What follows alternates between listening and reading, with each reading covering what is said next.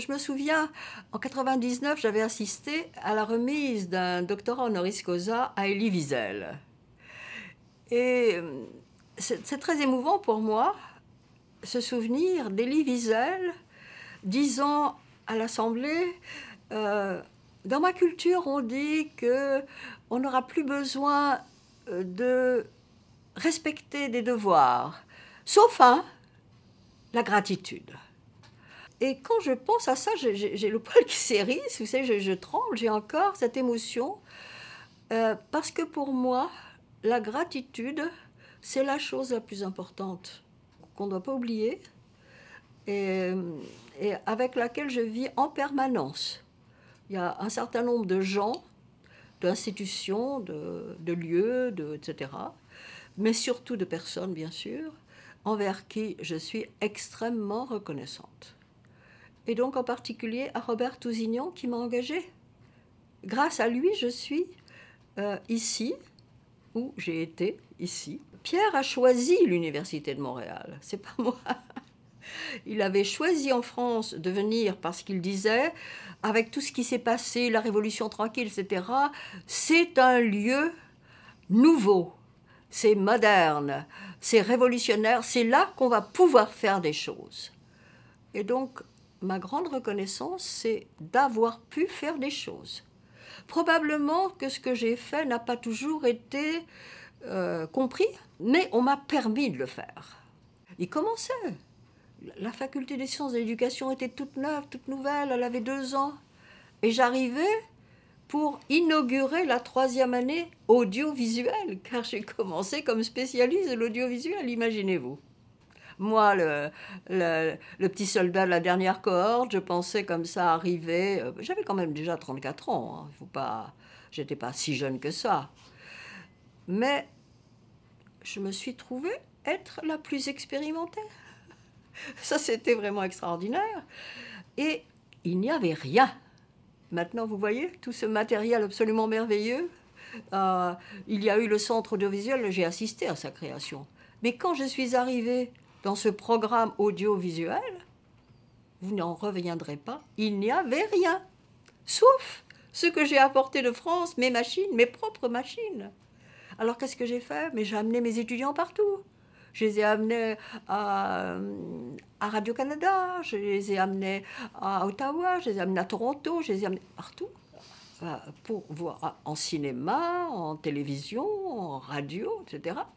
À tolérer mes inventions, mes désirs, mes originalités aussi, et celles de mon mari, n'oublions pas. Parce que moi, j'étais une pédagogue, fondamentalement pédagogue, mais Pierre était un artiste, et un artiste révolutionnaire.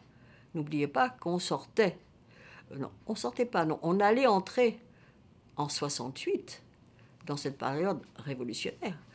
Et Pierre était à la pointe. Et alors, ce qui était amusant, c'est cet imprévu. J'arrive comme spécialiste d'audiovisuel, en particulier en pédagogie du son, et je rencontre M. Aramen, qui était à l'époque en orthopédagogie, qui regarde mon CV et qui me dit « Mais vous avez fait le conservatoire ?» J'ai dit « Oui, art dramatique, musique, danse. Sauf art plastique. Mais je suis mariée avec les arts plastiques, voilà. Donc j'ai fait tous les arts. » Ah, mais à ce moment-là, on a un atelier d'art dramatique, vous voudriez le donner? Oh, mais absolument, c'est dans mes cordes. Et c'est comme ça, j'ai commencé en audiovisuel et en orthopédagogie à développer quelque chose qui était différent. Au lieu d'un audiovisuel avec des machines, j'ai développé un audiovisuel avec la machine la plus perfectionnée qui existe, c'est-à-dire l'être humain. Mais après, j'ai créé Médiadrama. Et ça, c'était un énorme défi, parce que c'était vraiment multidisciplinaire. J'avais des gens qui venaient de partout, de droit, de médecine, de partout. Donc un groupe totalement hétérogène, très intéressant. C'est formidable. Et c'est là que j'ai commencé à développer quelque chose que j'ai appelé expression dramatique, parce que ça me semblait le terme le plus large, n'est-ce pas? Et donc, art dramatique, c'était trop technique, acteur, représentation, etc. Je voulais quelque chose de plus personnel, expression, développement personnel, communication, vous voyez? On était en communication, en audiovisuel. Et donc j'ai dit, on peut aussi communiquer sans rien, juste avec la voix, avec le corps. Le corps, vous vous rendez compte, c'était incroyable. Parler du corps à l'université, comment ça? Il y a un corps? Ça existe? Ben oui. Et voilà. Et ça, c'est grâce à l'université de Montréal. Et si j'ai pu ensuite être invitée à Paris 3, revenir à mon alma mater, c'est grâce à l'université de Montréal. Si j'ai été reconnue dans les universités étrangères, etc., c'est grâce à mon statut d'Université de Montréal. Donc ma gratitude envers l'Université de Montréal est infinie. Et ça explique ma position de donatrice et l'attention que je porte aux archives, à tout ce qui peut se faire après et qui me semble extrêmement important. On peut trouver des éléments qu'on appelle des éléments de l'origine, qui ont probablement été des sources d'inspiration, d'impulsion, etc. Et je pense que les 3 années que Pierre et moi avons passées au lycée pilote de Montgeron, où nous avions créé le Télème, qui était théâtre du lycée de Montgeron, où avec un ami musicien et un autre ami, nous avions un quatuor d'expression, nous avons développé des activités parascolaires, en même temps que moi, j'étais professeur de littérature, Pierre de dessin, mon ami de musique, Serge Marion, etc.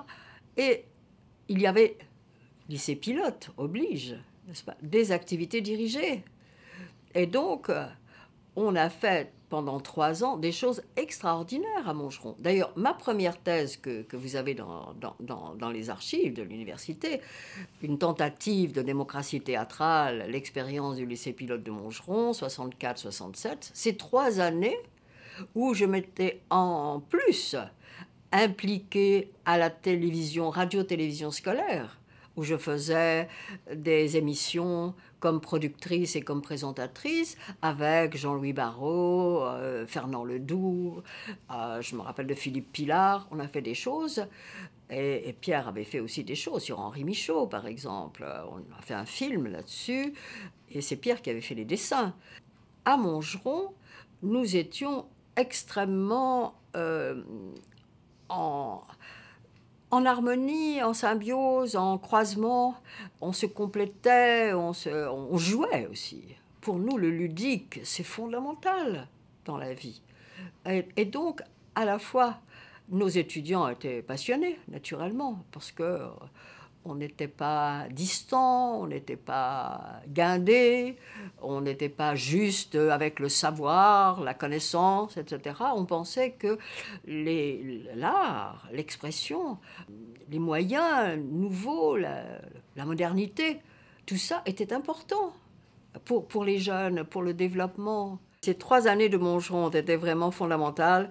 Les 2 premières avec tous les artistes, et la 3e, où les artistes ayant été remerciés parce qu'ils n'étaient pas, comme moi, avec les diplômes pédagogiques, n'est-ce pas? C'était des artistes.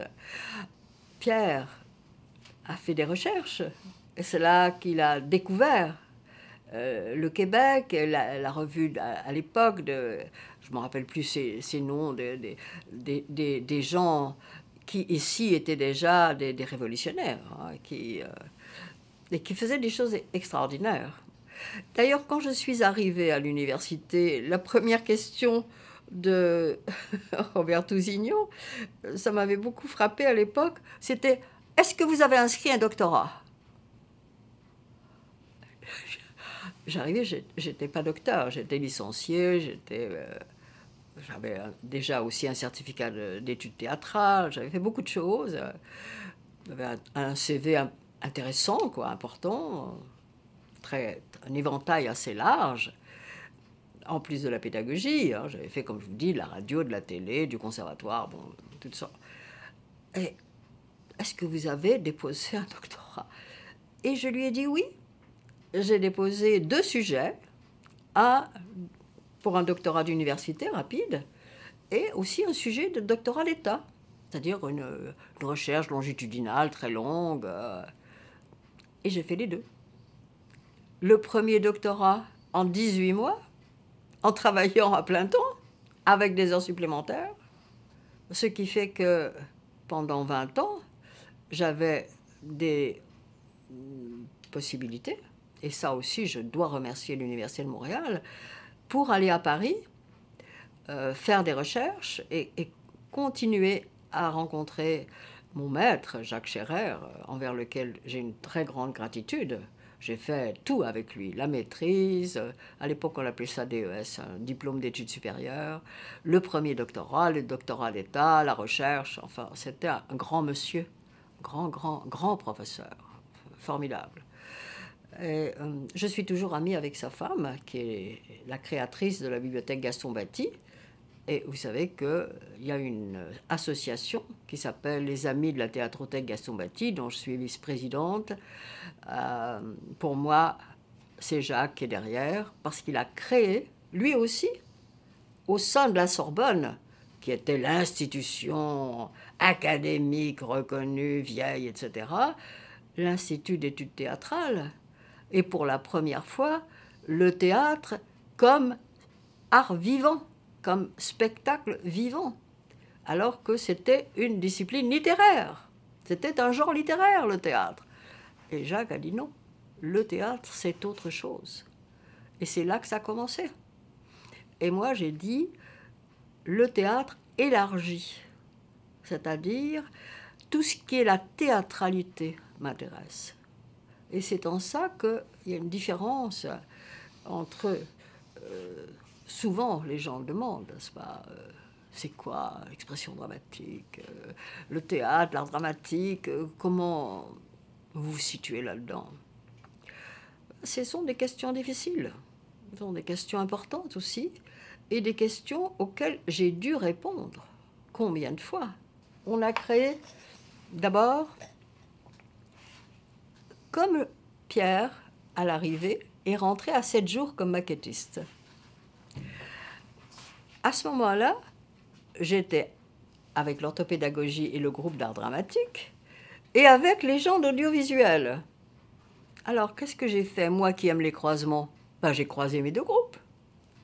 Et j'ai fait, dans une école de Saint-Lambert, une rencontre avec des enfants handicapés et avec mes 2 groupes. Le groupe d'art dramatique avec moi faisant un atelier d'art dramatique, tandis que le groupe d'audiovisuel en faisait le reportage. Et c'était des choses qui étaient quand même pas très fréquentes, ces choses-là. Et à ce moment-là, j'ai écrit un article dans 7 jours que Pierre a publié, avec des photos de cette expérience. 15 jours après, il nous manquait du matériel, on est retourné à Saint-Lambert. Ces enfants, qui étaient quand même des enfants très lourdement handicapés, avaient demandé après moi « Et quand est-ce qu'elle revient, la dame? Quand est-ce qu'elle va revenir, la dame ?» Et la directrice m'a dit « Vous savez, les enfants vous attendent. » Je dis « Comment ça, c'est pas possible ?» Et oui, ils vous attendent. Et l'atelier, vous savez ce que c'était? Ils ont refait les jeux que nous avions faits 15 jours avant. Alors il ne faut pas me dire qu'il faut garder ces enfants comme il n'y a rien à faire avec eux. Non, il y a beaucoup de choses à faire avec eux. Et ça a été mes premiers rapports avec la thérapie. Je savais que ce que je faisais avait un effet thérapeutique. Ne me dites pas que l'expression dramatique est une thérapie, c'est faux. Mais c'est vrai que ces choses-là ont des effets thérapeutiques. Et j'en ai la preuve. Eh bien, 7 jours, l'article, qui lit l'article? Monsieur Marsollet, qui était alors à l'UQAM, qui venait d'être créé. L'UQAM a été créé en 68. Et l'article est paru en 68. il lit l'article, il m'invite au ministère et il me dit, on va créer des programmes. Est-ce que vous voulez faire le programme? J'ai dit oui. Et c'est comme ça que j'ai créé le premier programme pour, à l'époque c'était pour le secondaire. On a commencé par le programme du secondaire. Et après, l'année suivante, pour le primaire. C'est encore moi qui l'ai créé, plus les guides pédagogiques. Et alors, l'université, voulant pas rester en reste, a dit, bah alors maintenant qu'il y a les programmes, bah, il faut des maîtres pour enseigner. Donc, il faut les former. Et c'est comme ça qu'en 71, l'éducation permanente, pas la science de l'éducation, où Pierre avait commencé à enseigner, a créé des cours de didactique et a offert le premier stage d'expression dramatique en été 71, où sont venus tous les gens qui voulaient aller dans le secondaire et qui étaient déjà dans le secondaire, sans diplôme, ils voulaient sortir. Et après ce stage, l'éducation permanente, l'année suivante, 72, a offert d'autres cours, en 73 aussi, et enfin, l'université s'est décidée à officialiser tout ça, à reconnaître, à faire les crédits, et c'est comme ça que j'ai fait le programme du certificat d'enseignement d'expression dramatique, avec une maîtrise en art, une maîtrise en éducation et un doctorat. Ben là, j'explique, et extra, et dans le Grand Robert. Donc, vous voyez, et ensuite, j'ai dirigé, dans la revue Repère, un numéro spécial dans lequel il y a tous les articles sur toutes les expressions, Monsieur Lefebvre, la musique, Diane Saint-Jacques, le nouveau programme d'art dramatique, et moi, j'ai fait une présentation, une analyse, une construction, où je montre tous les rapports avec toutes les expressions. L'expression, le mouvement expressif, il y avait eu à un moment donné avec, en éducation physique, dans la faculté d'éducation physique, j'ai eu des collègues qui sont venus. Donc il y a eu, bon, il y avait le jeu dramatique, l'art dramatique, le théâtre, enfin, tous les mouvements. Et là, on peut comprendre où se situe, comment se situe expression dramatique comme espace-temps de la globalité. J'avais une formule à un moment donné, je disais, pour aller vite, disons que l'expression dramatique, c'est un art-science du vécu. Mes étudiants, qui est là, qui j'ai en face de moi? Je les regardais, je ne regardais pas mes papiers, mes notes, mes livres, ma matière. Je regardais mes étudiants. Et je me demandais, qui est là? Qu'est-ce qu'ils font? Qu'est-ce qu'ils ont dans leur tête? D'où ils viennent? Quelles sont leurs angoisses, leur curiosité, leurs demandes? Dans quelle situation sont-ils? Est-ce qu'ils sont en bonne situation de réception? Pourquoi sont-ils venus? C'est quoi leur désir? Et ces questions-là, les professeurs ne se les posaient pas. Alors qu'est-ce que j'ai fait? J'ai fait une pédagogie de la situation, où j'ai dit, intéressez-vous à la situation. Et dans la situation, il y a des personnes. Ce ne sont pas des robots. Ce ne sont pas des objets. Ce sont des personnes. Et que nous avons... Bon, Pierre avait un enseignement extraordinaire. Vous savez, c'était un professeur né. Mais, disons, il n'a pas eu besoin de faire de cours de pédagogie. Il était pédagogue, mais tellement créatif, tellement inventif que ses cours, c'était une œuvre d'art. Et moi, je me souviens d'avoir fait un cours de didactique avec lui. Il faisait l'atelier. J'étais là, je regardais, je notais, et j'en faisais l'analyse après. Et c'était extraordinairement bien structuré. Et je me disais, mes étudiants ont une chance incroyable. Je peux faire... Et puis regardez, il disait, j'ai fait ça. Ah oui, j'ai fait ça. C'est extraordinaire, j'ai fait ça. Il était tout émerveillé de mon analyse. Il ne se rendait pas compte que c'est ça qu'il faisait. Moi, je n'inventais rien. Je regardais, j'analysais et je restituais aux étudiants le fondement de son activité artistique, qui était pédagogique, intuitivement. Il était vraiment un pédagogue intuitif de façon extraordinaire. D'ailleurs, il a écrit, après Mongeron, Le professeur créatif en art plastique. C'est très, très intéressant. Mais vous savez, il a tout fait. Hein. Il a écrit tout ce qu'on veut, il a sculpté, C'était et tout ça de façon très ludique, avec un humour. Et Pierre était un grand humoriste. Grand prix de l'humour noir, évidemment. Ça l'a suivi toute sa vie. Et il a toujours mis de l'humour partout, dans ses cours, dans ses œuvres. Et moi, j'ai mis ces dessins d'humour dans mes livres, parce que je trouve que c'est un facteur que l'on oublie, et pourtant qui nous sauve. Il nous sauve la vie. Et moi, mes étudiants, ils ont fait ce qu'ils ont voulu, et surtout pas du Gisèle Barret. Et c'est ça, pour moi, mon orgueil. Chacun a fait ce qu'il est, et pas ce que je suis. Et donc, ce que je leur ai donné ont enrichi ce qu'ils étaient. Mais ils étaient déjà avant que je leur donne. Ils ne me doivent rien. Et pourtant, ils sont très reconnaissants aussi.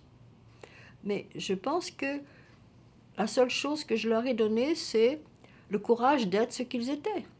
Alors, on entend ce discours chez les thérapeutes. Mais non, on doit l'entendre chez les éducateurs. Parce que c'est eux qui sont en face des personnes, c'est eux qui sont en face des enseignants. Et qui doivent leur dire, vous n'enseignez pas une matière, vous enseignez à des personnes. Et vous êtes une personne. Vous savez, je parlais tout à l'heure du double, de la double nature de l'expression dramatique, qui est à la fois matière et méthode. Ce double, le professeur aussi, quand il rentre dans la classe, il est double. Il est professeur, il est enseignant, c'est-à-dire qu'il a un objectif, transmettre du savoir, aider, accompagner, mais il est une personne. Et avec cette personne, il a son expérience, ses émotions, sa vie intérieure, ses problèmes. On véhicule tout ça. On ne se rend pas compte, mais c'est ça qui passe quand on enseigne. Et c'est très important. Et c'est ça dont je tiens compte dans la pédagogie de la situation. C'est très difficile d'influencer les programmes. Vous savez, les ministères de l'éducation, dans tous les pays du monde, j'en connais quelques-uns, et j'ai travaillé pour quelques ministères d'éducation et de ministères de la culture. Qu'est-ce que vous voulez faire? De quoi s'intéresse-t-il? Toujours pareil, aux matières, au savoir et au programme. On va faire des programmes, des objectifs, les outils d'évaluation. L'évaluation, surtout l'évaluation, les méthodes d'évaluation, etc. C'est quoi évaluer? Pour moi, c'est apprécier. C'est pas noter. Évaluer, c'est comprendre l'intérêt des choses. Essayez de mettre ça dans les programmes. Vous allez voir. C'est un travail d'Hercule. Donc, un professeur, il faut à la fois qu'il soit séducteur, séduisant, attirant, intéressant, tout. Il faut qu'on l'aime. Il faut qu'on l'aime. Pas seulement qu'il vous intéresse. La philanthropie. Vous savez, c'est le corollaire de la gratitude. Ça va avec. Ça va de pair. Et quand il n'y a pas assez de philanthropie, c'est qu'il n'y a pas assez de gratitude. Moi, je pense que faire sa carrière dans une université et donc recevoir des subventions, recevoir des aides, recevoir des salaires, quand même qui sont importants, surtout ici. En France, c'est moins sûr. Et les salaires sont très bas. C'est scandaleux. Mais, non. Ils font des plans de retraite, ils font des comptes d'épargne, ils font des économies, ils achètent toutes sortes de choses. des propriétés, des machins, et ils ne pensent pas à aider leur institution. C'est terrible. Et moi, je pense que grâce à l'université et à l'argent de l'Université de Montréal, parce que même si j'ai eu des problèmes, j'ai eu de l'argent. Non seulement mes salaires, mais j'ai eu énormément de frais de voyage remboursés, de frais de congrès, de frais de recherche. Tout ça, c'est mon université. C'est avec le nom de l'université que j'ai été invitée ailleurs et payée. C'est au nom de l'université que j'ai écrit ce que j'ai écrit. Statut, professeur de l'Université de Montréal. Quelles émotions de laisser mes archives. Parce que c'est un moment spécial. Vous videz, 20 ans après votre retraite, vous videz vos casiers et vous donnez. Ce qui est le symbole. Mais en même temps, c'est juste des objets. C'est juste la trace de ce que vous avez fait. C'est pas ce que vous avez fait. C'est juste la pointe de l'iceberg de ce que vous avez fait. C'est juste le symbole de ce que vous avez fait. C'est un petit peu de comprendre ce que vous avez fait. Mais l'émotion, elle est double. Elle est toujours cette retenue qu'on a, cette tristesse aussi. Mais c'est quand vous faites les hypothèses, vous savez de quoi c'est fait. Vous êtes en train de vieillir. Vous êtes en train de vous approcher de la fin. C'est ça le problème. Et c'est ça votre problème. C'est ça votre émotion. Vous allez partir. Vous ne voulez pas partir. Vous êtes parti de l'université. C'est pas grave. Vous êtes allé dans le monde. Mais là, vous allez partir. On n'est pas préparé à ça. Qui nous prépare à ça? Personne. Personne. L'hommage à Ghislaine. C'est l'hommage en même temps à quelqu'un qui a été mon étudiante à l'origine. Commencé à 72 avec elle. Le certificat, la maîtrise, on est devenus amis. Elle vient fêter son anniversaire. Elle a un mari qui a la même maladie que le mien, qui décède, j'étais là. Elle a un deuxième mari, elle vient à Paris, chez moi, me le présenter. On fête son anniversaire. Il y a une photo d'anniversaire ici. Elle rentre au Québec et elle apprend qu'elle a la SLA. Et pendant 2 ans, on correspond. Elle me raconte, je raconte sur Pierre et je l'accompagne, je commente.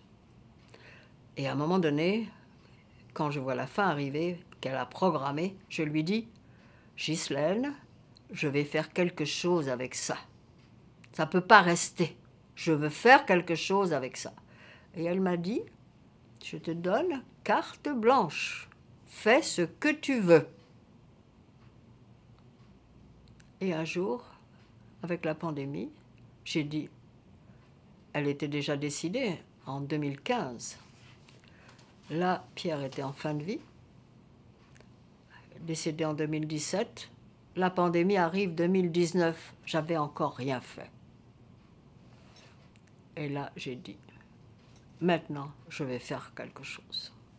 Et j'ai fait ça. Et en même temps qu'à Ghislaine, je commençais, parce que c'est difficile de rendre hommage à Pierre. Le mot rendre hommage est ridicule pour moi.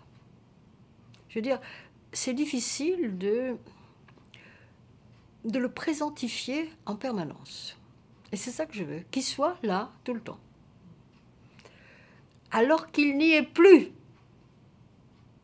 C'est comme si je voulais vivre ce paradoxe. Je sais qu'il n'est plus là. Et je veux qu'il soit là. Comment je fais ça? Je ne sais pas comment je fais ça. Il n'y a pas de miracle, il n'y a pas de mystère, il n'y a pas de formule. Je fais comme je peux. Alors je publie. Alors je crée le fonds Pierre Barré. Alors je fais des choses parce que je ne sais plus quoi faire. Et parce que je m'en vais. Quand je serai parti, il n'y a plus personne qui fera quelque chose derrière parce qu'il n'y a personne derrière. Mais tant pis. Parce que l'important, c'est ce que j'ai fait. Ça m'est égal. Le fond, Gisèle Barré, c'est un pari. Ça me rassure, moi vivante, que, voilà, c'est pas jeté aux ordures, à la poubelle, à la décharge. Je l'ai mis quelque part où ça risque d'être valorisé. Mais ça m'est égal. Ce sera plus mon problème. J'ai fait ce pari. Ça me rassure, moi vivante.